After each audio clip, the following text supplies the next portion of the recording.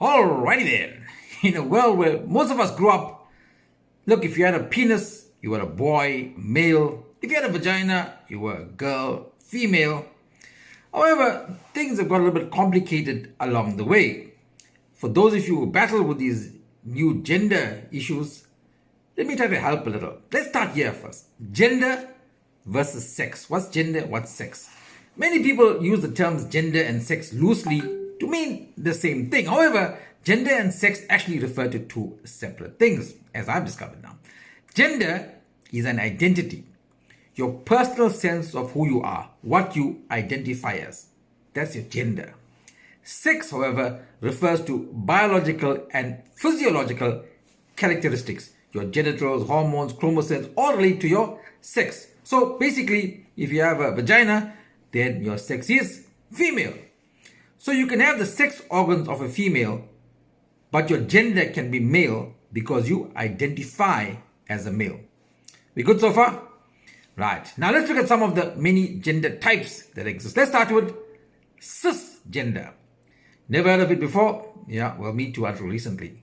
Cisgender describes a person whose gender identity aligns with the sex they were assigned with at birth or born with. Which means if you're born with a bully and you identified as a male, you would be cisgender. We good so far? Let's move on to transgender. Now, transgender does not refer to a person who gets trans. Transgender describes a person whose gender identity differs from the sex assigned at birth or the sex you were born with. Simply put, Karen was born with a cookie, but identifies as a male, now called Karen. So basically born with a male sex organ or a female sex organ, but identifies as a male. Next one, non-binary. Refers to people who do not identify as a man or a woman.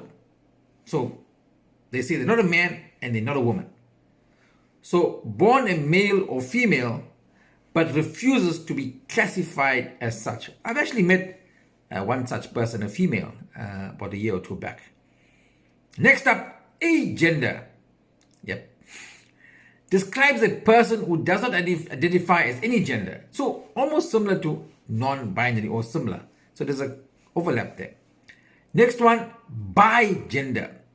Describes someone who identifies as a male and a female. You got correct. Identifies as a male and a female. Comes in handy if the female toilet has a long queue, but you need to go, then you just identify as a male and use the male toilet. Next up, gender fluid. Refers to someone who moves between genders. A gender that changes over a period of time.